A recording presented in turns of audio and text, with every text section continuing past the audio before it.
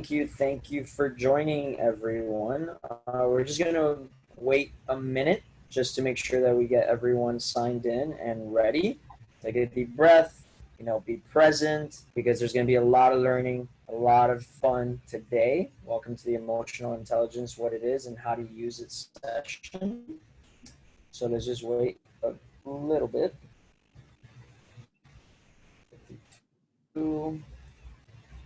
Awesome. Okay, I think we're ready to get started. So my name is Jimmy Egas. I'm an executive committee member with the Young Alumni Network, and I'm really looking forward to hearing from today's incredible speaker, along with all of you. Before that, we need some housekeeping rules. So please make sure that you turn off your sound. Make sure that you're on mute, and we recommend using speaker view. That way you can have the Dr. Fleming in front of you all the time for best results. We also encourage you guys to ask any questions on the chat, and please make sure that you use the chat if you have any questions, any issues, any concerns. We're here happy to help you. So now I'm happy to introduce Dr. Shaniqua Fleming. She is the founder and CEO of Culture Accelerators, Inc. She's a strategic advisor and an executive coach to executives and senior leadership teams. For more than 20 years, Shaniqua has helped organizations and leaders that span the landscape of society reimagine, redesign, and optimize how they work. Her ability to forecast trends and move fluently from ideation to execution allows her to help education, healthcare, nonprofits, financial, technology, and agricultural organizations make critical cultural changes necessary for digital revolution. As a strategist, she is the former chief learning officer, and Shaniqua has discovered remarkable partners related to how the greatest leaders and organizations create the future. She is very passionate about igniting creative genius and inspiring meaningful work that has ripple effect and lasting impact in the world.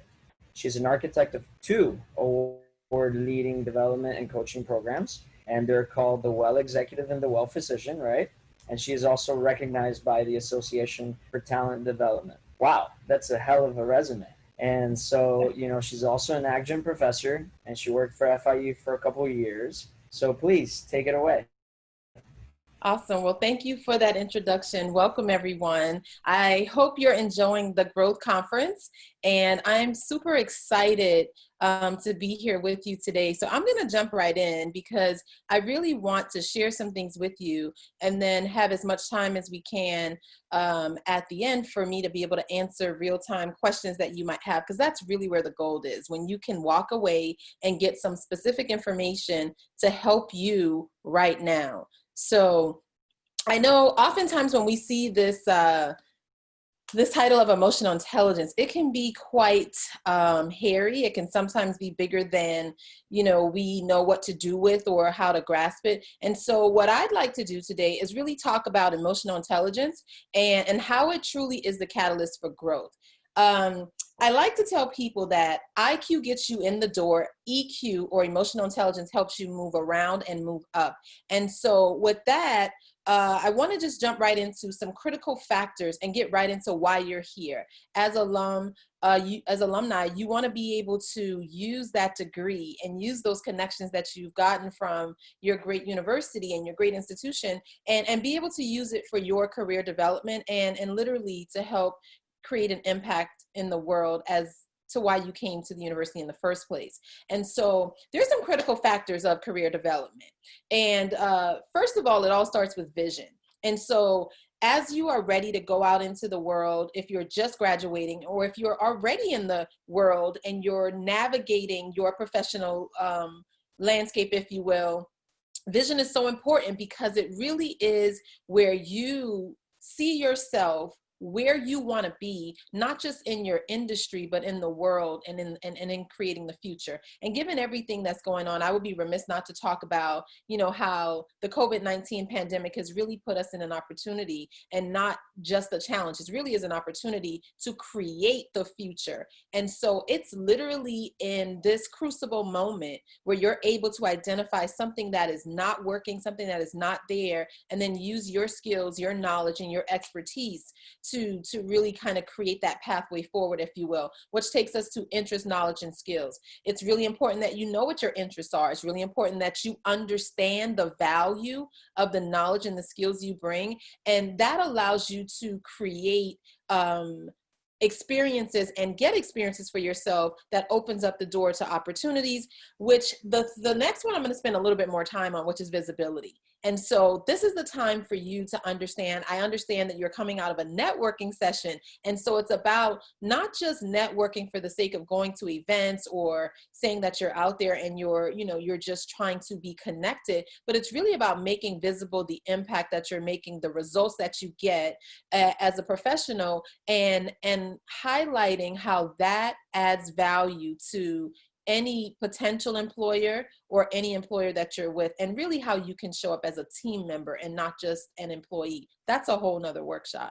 And the last thing is social capital. And that's really where we're going to spend our time. Emotional intelligence really does allow you to not only understand, but create for yourself what I like to refer to as social capital. So in order for us to really get into this and have it make sense, it's a great place to start with the definition, right? So when we think about emotional intelligence, we're talking about the capacity to, number one, recognize our own emotions. And it's important that we know how we feel about things. And I know a lot of times we want to separate our feelings from what we're doing, but it is impossible. And so once we know how we feel and we understand our emotions about something, whether we're excited about it, whether it's draining us, then we can use that to help identify the emotions of others. And then we use all of that information to either motivate those relationships, move them forward, or we understand where we might have some roadblocks, if you will. And so that's emotional intelligence in a nutshell. It's really understanding your own emotions and those of others for motivating yourself and others. And it's all about how do you manage those relationships so that you get the ultimate results that you're looking to get. And so emotional intelligence allows us to do a few things. Number one, understand ourselves better. And the bedrock of leadership development is to know thyself. The leader must know her or himself in order for you to be able to influence the outcomes that really requires the partnership with other people. So once we know who we are, we know what we're great at, we know our strengths, we know the areas where we're not as strong, where we have opportunity, then we're able to connect with other people, and together we create synergy to be able to get things done, not just in a more effective way, but sometimes we can accelerate the path to the results we want as well. Oftentimes we can. And with that, emotional intelligence allows us to cultivate relationships. It allows us to build what I like to refer to as an ecosystem of support. And that ecosystem is not just about who can help you, but it's also about who you can help, but also how you can connect other people that might be able to support and help each other along the path as well. And the more you add value to a relationship, the more you add value to an outcome, the more valuable you become. I always talk about power and influence, and oftentimes we don't want more power, so we think, but the reality of it is power really is our ability to get things done. And the more you understand that, the more you're able to be more powerful in your connections, the more powerful in your outcomes, and get the results that you want. Emotional intelligence really is the catalyst to doing all of that. And so when we understand ourselves better, when we understand the people that we connect with better, and when we are able to build the relationships that are really fruitful and meaningful, we are able to, again, create an ecosystem of support, which allows us to live a more authentic, healthy, and happy life. I mean, quite frankly, we could spend all day talking about emotional intelligence, and these 5 things in and of themselves could be their own workshop. But when we are authentic and when we're showing up as who we really are, we're healthier and we're happier, because one of the things you will never be able to do it sustains something that is not real for you for a very long time. Yes, we can show up and we can play the part, or we can, look the part, or all of those things that you often hear, but none of that leads you to the longer term success that you're looking for. When we show up in authenticity of who we really are, then that's something we can build on. That's something that we can share and we can grow from, as opposed to things that really don't feel natural for us. And when we know who we are, we can own that, we can be confident in that, and we can truly show up and give and be our best selves. So there are tons of models out there about emotional intelligence, and we're not going to get into the theory of it today. But what I want to share with you is that there are a few things to think about when we're talking about emotional intelligence.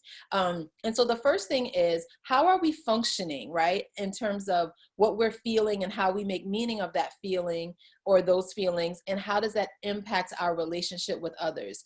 Dr. Maya Angelou said, people may not remember what you did for them, but they will always remember how you make them feel. And I'm paraphrasing a bit. And so that totally dismantles the belief that emotions have to be left out of everything. I always ask this question, like, if when you go to work, do you take your home self or your work self? And I get some very interesting responses. And what I say to that is, there's just one you.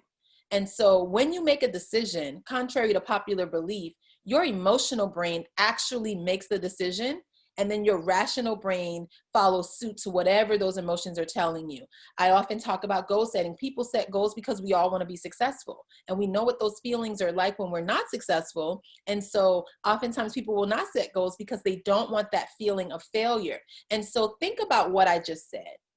I said nothing about the achievements. I talked about the feeling people want when it comes to being successful. And so therein lies that cue and that clue to tell you that it really is about how you want to feel about doing something that really drives and motivates you to do it. And it also drives and motivates others to do what it is that you see them do and how they show up. And so understanding that allows us to make the right connections, not just for ourselves, but with the right people that are really headed on the path that we want to go. And that doesn't matter where you are in your career. It is always relevant, and it will always be true. And so there's several pieces of this, but the ones I want to point out are self-perception, self-expression, your interpersonal relationship, how you make decisions, and how you manage stress. And so everything that centers around emotional intelligence, if you will, shapes your world, both personally and professionally. And so there's a lot that I just said, right? And there's a lot to unpack there, but I'm going to give you a very easy, simplistic way to really look at who you are and how who you are is impacting what you do. And so there's how you show up, and then there's how others perceive you, right? So there's what you say and do and what it actually means. And so there are 4 quadrants, if you will. So there's what you know about you and what other people know about you. And we call that the arena. So those are the things that, they're very obvious. What's known to you and what's known to others. Those things can be, it's not about good or bad or right or wrong. It's just, what do people know about you? And the whole thing with emotional intelligence and the whole thing with connecting is really widening or broadening your arena. Because then there's what you know about yourself, and then there's what other people don't know about you. And so that's that piece where when you're connecting, there may be tons of strengths and abilities that you have, and no one else may know about those things. And so when we talk about increasing your visibility and increasing your connection and adding value, that's where you want to learn how to share those things and learn how to make those things relevant to whatever that relationship is, whatever that connection is, whatever the responsibility or the role you have is. And that's the facade. So you want to be able to minimize that. And that in turn allows you to widen your arena, which again translates to what you know about yourself and what other people know about you. That's what makes someone want to connect with you, when they see that there's value in what you actually are able to do in relationship to what they need to have done or how they need to make connection. And then there's what we call the blind spot. That's where people know things about you that you may not know about yourself. And our blind spot can be a potential barrier if that blind spot is something that we're not actively and willingly seeking feedback. And so this is why you want relationship with people that are going to tell you the truth. And this is why you want relationship with people that are authentic, because I always like to say, if you fix a lie, you're still going to have the problem. And so it's in that blind spot that we're able to really grow, or we could be stifled in our growth patterns, if you will. And so if you're a new grad and you're looking to, really jump off your career or get started, you want to get some feedback as to, what are some of the things that I do that serve me well? And what are some of the things that could potentially get in my way? And those are some very specific things you want to ask. If you're somebody already in your career and you're listening right now, you want to know what are the things that have added value to the relationships and the work experiences that I have, and what are those things that could potentially get in my way? Because again, IQ, what you know and the skills and experiences that you have will get you in the door, but it's how you use what you know that's really going to allow you to elevate and advance. And then the last area is what's unknown to you and what's also unknown to other people. And that is that quadrant of discovery. And that is where you continue to learn, grow, and develop. And it's really the sweetest spot here right now in this time of uncertainty, because I always like to say we have a lot more certainty than we give ourselves credit for, because what we do know for sure is what's not working.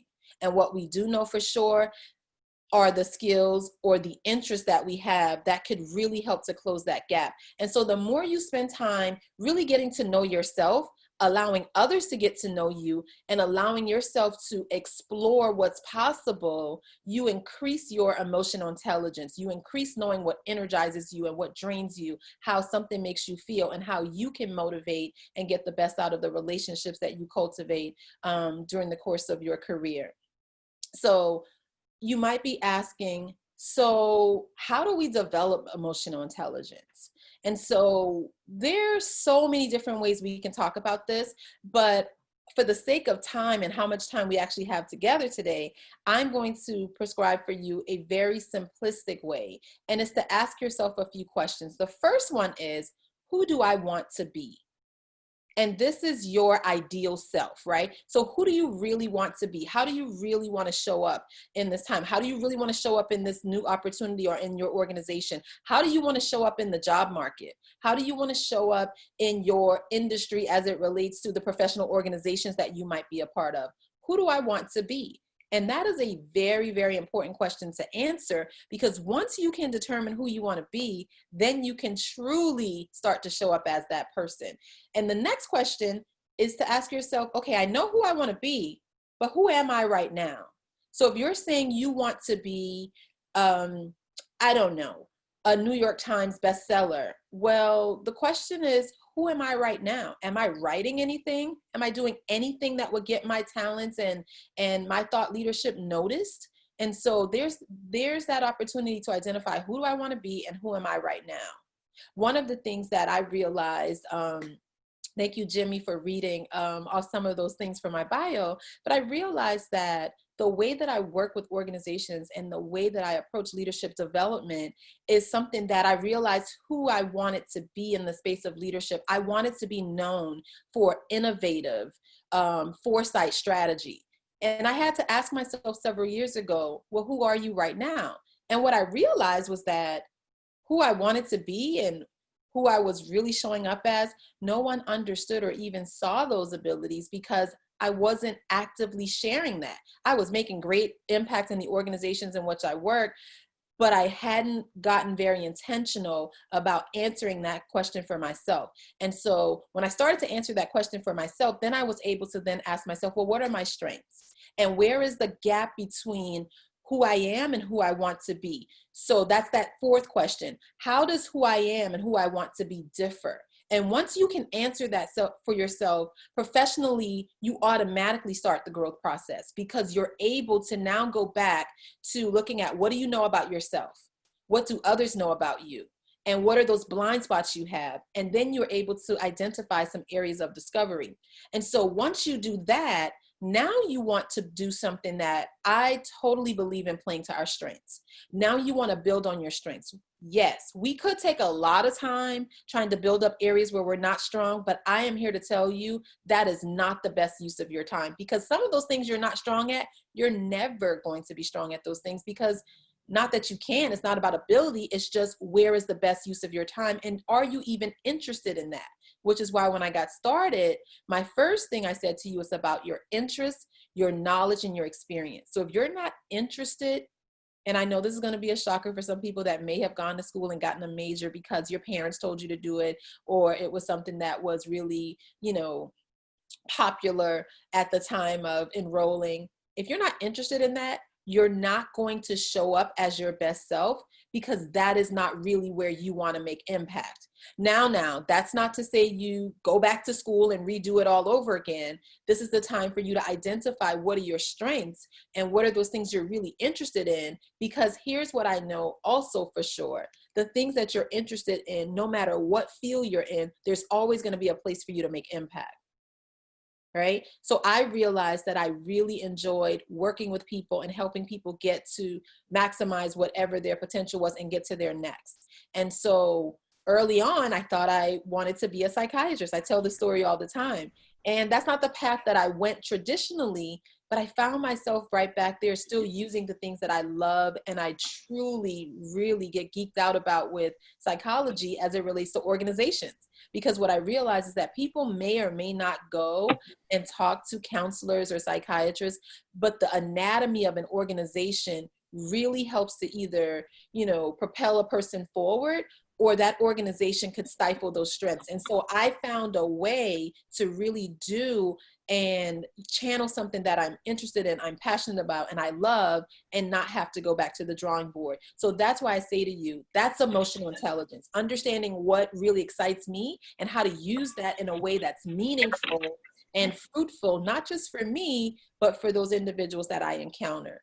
And it doesn't say that my experiences or what I studied was not important. In fact, it allows me to amplify the things that I've learned, and it allows me to amplify, my also love as a political scientist, right? But just use it in a very different way and play to my strength. The last question is, how can I explore new thoughts and feelings? That's really important, especially when you realize that you're in a situation where things are shifting, or you might want to reimagine how you work or reinvent yourself as a professional, or even if you're new to your professional playing field, if you will, really looking at new thoughts and feelings you have, because even from the time you stepped foot on campus or took your first online class, you may be feeling totally different about why you decided to choose that major or go down that professional path, if you will. And so checking in to know, how can I explore new thoughts and feelings based on now what I know about myself,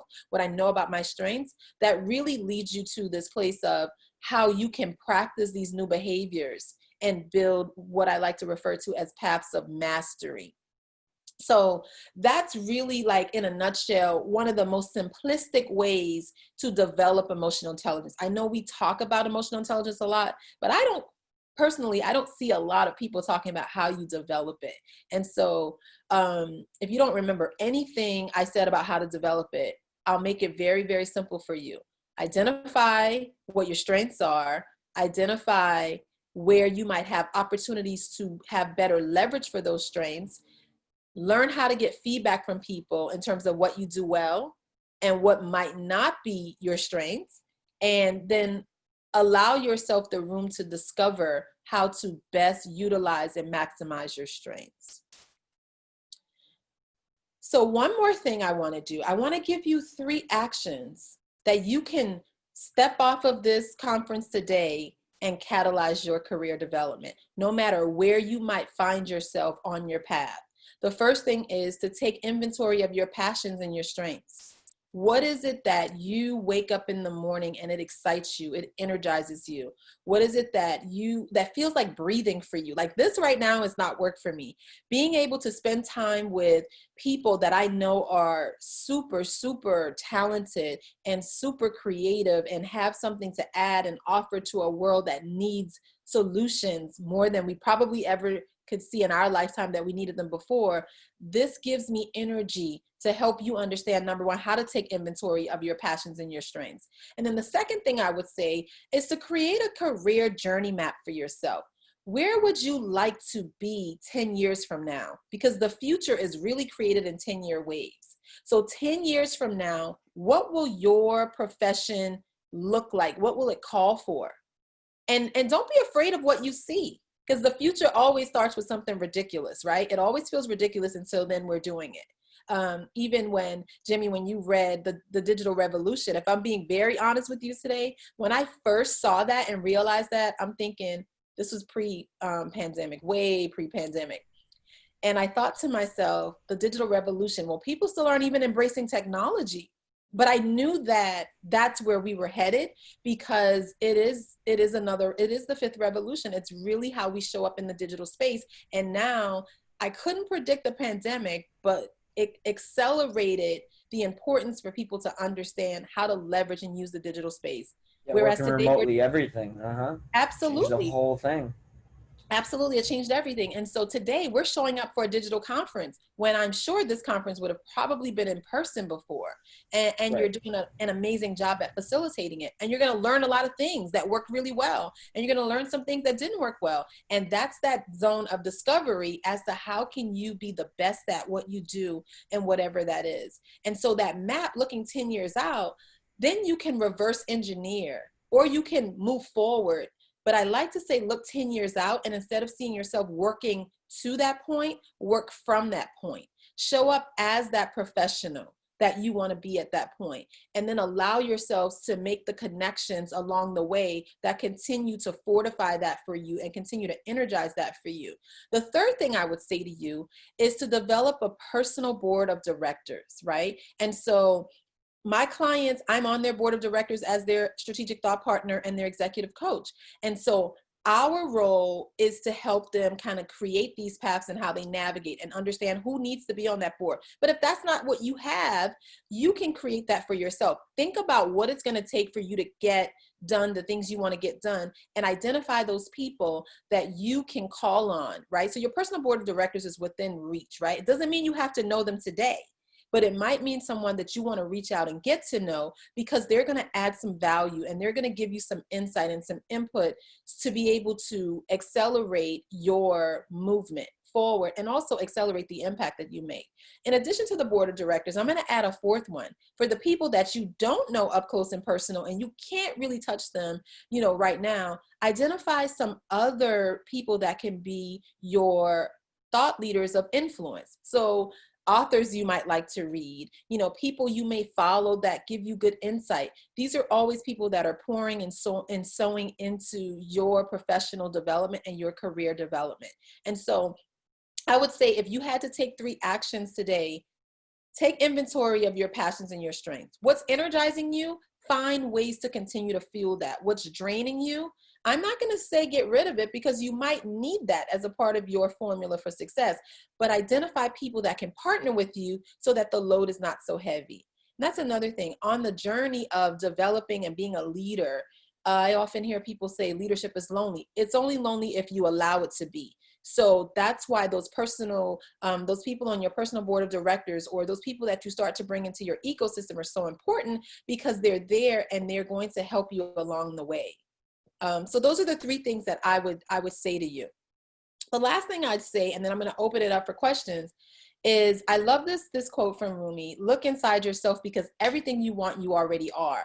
So I know when we come to conferences like this, we learn a lot of stuff. We learn a lot of new things, but take those new things as cues and clues to how to really tap into what's already inside of you, what you're already excited about, what you've already invested in, and allow that to be a springboard for you to really be, do, and have the things that you set out to do on your career journey. So with that, I'm going to say, what questions do you have for me? Awesome. Awesome. First of all, I just wanted to say thank you so much, Dr. Fleming. I mean, that information was incredible. I think the highlight was, self-discovery is the key. You need to know yourself. You need to Yeah, look from within, and you need yeah, to create the life that you want. I think a lot of people get into the effect of the day-to-day, and the life gets in the way, and they don't take a look back. So take right. 3 steps back before you can take 6, 10 forward. Absolutely. Self-discovery, and then, like you said, you mentioned, your circle of influence and sharing, and that way you can really discover your potential. And in the end, I really love the way you ended is, you are enough. And I think everyone here on this call, just remember that you are enough and you can create anything that you want in this life. So thank you so much, Doctor. And we do have some great questions. Awesome. You're welcome. So our first question is from, yeah, our first question is from Natalie. She says, I have been interning full time for the past 12 weeks. When I get home around 5:30 to 6 p.m., I really don't have the energy for other things. I lack discipline. Any suggestions to improve the discipline in myself? Hi, Natalie. I love your question. So you just said you spent how many hours a day working and then you come home and now you're trying to do something else. So what I would say to you is, first of all, kudos to you for understanding that there's just something about you that I wouldn't say you lack discipline. I would say there's probably something about you that doesn't have you gravitate to doing the same thing over and over again. So find other ways to create anchors instead of saying you got to come home and work on something else. How can you look at your day to day and be able to hone those skills that you want in the work that you're already doing? That's something that I do with my clients. Like, I don't want to do a whole lot of book work with people, because when you're really going to learn is when you're in the action. So if you're at work and there's something that you want to develop, instead of saying, okay, now I have to come home and do something else, how can I utilize those skills in my day to day, right? And so, and if you know that I'll use your words, you lack discipline, where is your strength? So if your strength is not being regimented or being routine, where is your strength? And who can you partner with that can be an accountability partner for you to say, okay, how can I do these things? And what am I going to finish this week? It sounds to me like you're probably a very creative person and you probably have more things on your to-do list than you can actually complete humanly possible. So something that I do, because I hear a little bit of myself in you, I don't have a to-do list. I scrapped that to-do list about 15 years ago. Get things done. I have Get things done. finish list. So I have a to finish list. So I turn my to-do list into a to finish list. And what I do is I don't put more than 3 things on that list a day. Now, there are tons of stuff that I want to do, but I don't put that on that list. I put that on, my whatever else I want to call that list at that time, right? It's my parking lot, or it's, aspirations, or I have several of them. So I would say to you, Natalie, create a to finish list. And instead of saying I got to come home and do 5 different things, identify maybe one thing you're going to do that week. Because here's what I know. If you identify one thing every week, instead of trying to do 5 things every day, at the end of a calendar year, you will have 52 things done, as opposed to maybe getting nothing done because you got caught up in, not being kind to yourself. So extend a little grace to yourself, extend some grace to yourself, celebrate your wins, and create it to finish list. That's a great answer. Yeah, just get things done, with motion, you can solve anything. Absolutely. My old mentor used to tell me you can outwork any problem.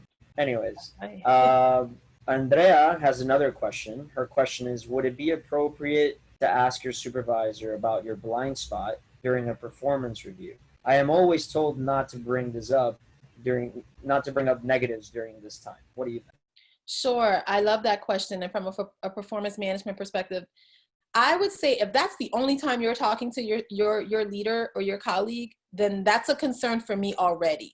I wouldn't wait until then. Make it a practice or a pattern to ask them monthly, weekly, I don't know, whatever rhythm feels right for you, whatever cadence feels right for you. And you can reframe it if it's during the performance assessment period. What are some things I can do even better next performance period? So that's not a negative. That's saying, okay, here are the things that I've done well. Where can I focus and where can I get better and what can I do better next time? So it's always appropriate to ask for feedback. What I will say to you is when you're asking for feedback, be open to whatever it is you're receiving. And instead of having a response for that feedback, just be thankful and take it, process it, and then follow up with questions for you to when you really understand what was given to you. Because in the moment, if you're saying, yeah, I did that, but it kind of creates a situation where people don't want to give you that feedback. That's a great answer. Great question. We have another one from Michael. Okay. His question is, what is a constructive way to develop courage to handle the stress of our own endeavors? So pretty much how to handle stress. Yeah, so a constructive way, and I saw another question because I was glancing, and someone said, well, how do you deal with self-doubt? So I'm going to answer those two together. So a constructive way is to, first of all, understand that you're not in competition with anyone else, right? And so as you're trying to move forward and you're trying to be constructive about how you deal with these things, identify maybe what it is you're first doing well. I always say play to your strengths first, and know that everyone starts somewhere.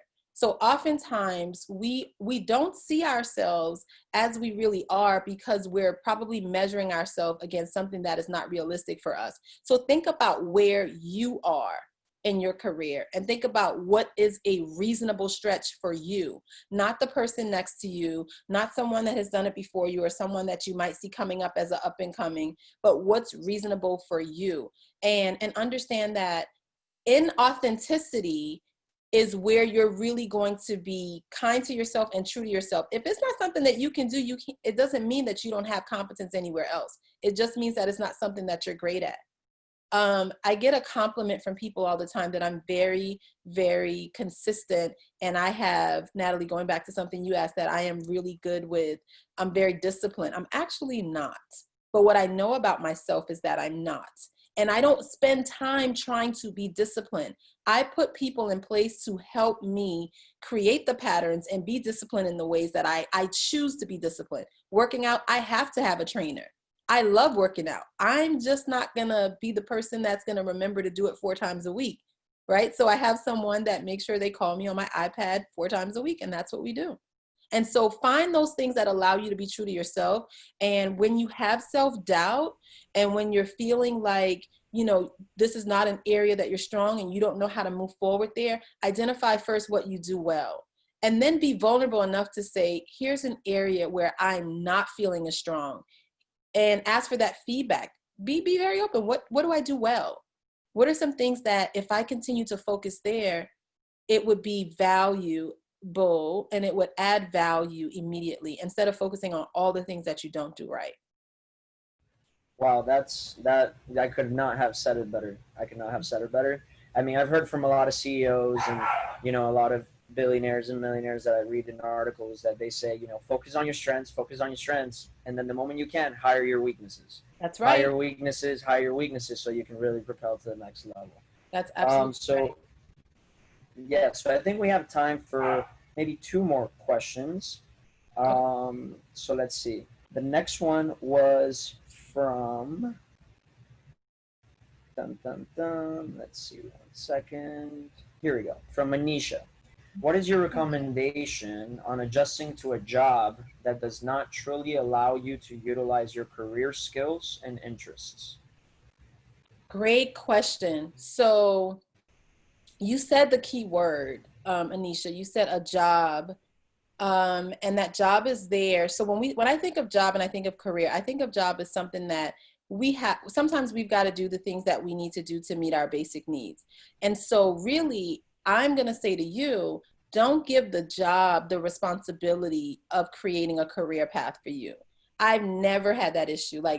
And the way that I've been able to deal with that is, yes, it might be a job, but again, think about how you can add value. And even in that job, the things that you're interested in, how you can bring that to create the career path that you want. And so if they're not valuing your interest in what you bring, find other ways to use those skills. Volunteer, look for internships. And an internship is not just for someone that's newly graduated. If you want to be able to volunteer or intern or work on a project or freelance or whatever you call it, in an area where you can add value and someone's looking for that, remember, I just told you, everyone isn't strong in every area. So something that I've come to know and I share with people all the time is that for every desire you have, there's someone desiring to have that desire complemented with what they want as well. Look for those opportunities and don't put your career path or the next move of your career in the bucket with just, this is a job and the person that is responsible for hiring me or paying me is also responsible for my development. Take your development into your own hands. Take inventory of your strengths. identify that personal board of directors or your circle of influence, and get out there and make the change that you want to see. Yeah, I think that leads us to our next question, which can complement what you just said. Sarah's question is, how do you pick your passion? So pretty much, how do you find your passion versus just making an income and making your dreams come true? Are there steps, instead of doing a 9 to 5 and becoming an entrepreneur, or just really, I think what she's trying to say is, how do you find your passion and how do you find your path and figure out where you really. Right. So how do you find your passion and how do you figure out which direction you want to go? And I think the first thing is, what is it that you do that you would do for free? Now, I'm not suggesting you go out and work for free, but what is that thing that you would do no matter what? It's like breathing for you and try different things. So if you don't know what that is, go out and try different things. Allow yourself to have different experiences and have different exposure. Reading is a great way to start to unpack and unfold what it is that you're really passionate about. Think about what you might have been doing when you were at your earliest memory of yourself, right? Maybe you were in third grade or something. That's usually people's earliest memory. And whatever that is, think about why you were doing it and why it was fun for you. And then kind of journal or just keep track of what you find yourself always gravitating to. So when there's a project or when there's a family function, what do you always volunteer to do? Or if there's something that you just do for fun, what is that? Because in Good to Great, it talks about your hedgehog, right? So there's what you're passionate about, and then there's the thing that allows you to make money, or your economic engine. And then the third thing that the hedgehog focuses on is what you can be the best at in the world. Good to Great talks about the hedgehog concept, but that's not where it was first. That's not where it arrives from. So when you think about those three things, what you're passionate about and what you use to earn money, sometimes are the same things. A lot of times they're not. And so just understand that. And when you think about what you're passionate about, think about how you can use your passion to create the life you want, or create the financial, success you want, or the career path, or whatever it is you're attaching that to. And if you're not sure what that is, just try different things. Thank you. Thank you so much. So if you could please maybe just let us know how we can connect with you, maybe leave something in the chat. And then, Sure. while we wrap things up, we also put the link in the chat box. So the same link that we sent to your email this morning, you're gonna click on and you're gonna go back into that same one so we can do our closing remarks and then make sure that let's just have a good time. And I hope everyone really enjoyed the conference. Thank you again, Dr. Fleming. You're welcome. Jimmy, I saw This was one thing. amazing. Thank you. I saw one thing in the comments, and I really want to just in 30 seconds respond to that. Someone was asking, Mhm. I think it was Sean, was asking about 3 things you can say to yourself each morning that remind you of how to apply emotional intelligence. I like that because in the morning, one question you can ask yourself is, how do I want to feel today? How do I want to feel today? And once you answer that question of how you want to feel today, then you can ask yourself, what are 3 to 5 things I can do today to have that feeling? So what are some feelings I want to have today? If you want to feel useful, if you want to feel, powerful, if you want to feel like you were purposeful, what can you do today to help you feel that way? If you want to feel helpful, whatever it is, and to remind yourself to use emotional intelligence, how can I work today towards creating my ideal self or who I want to be? So just asking yourself those questions, checking in, and maybe even at the end of the day, how did I do today? Thank you so much. You're welcome. That was amazing. So please join us at the closing remarks. I'll see you all there. Make sure you click on the same link we sent you this morning, okay? We'll connect for sure on LinkedIn, Yes, everywhere. please, on LinkedIn. I'm actually going to be a lot more active on Instagram because I realize people like the things I post. So I decided I'm going to be more active, and you'll get much more information from me as it relates to the things we shared today there also. Beautiful. Thank Thank you. you. Thank you for having me. Thank you, Sarah.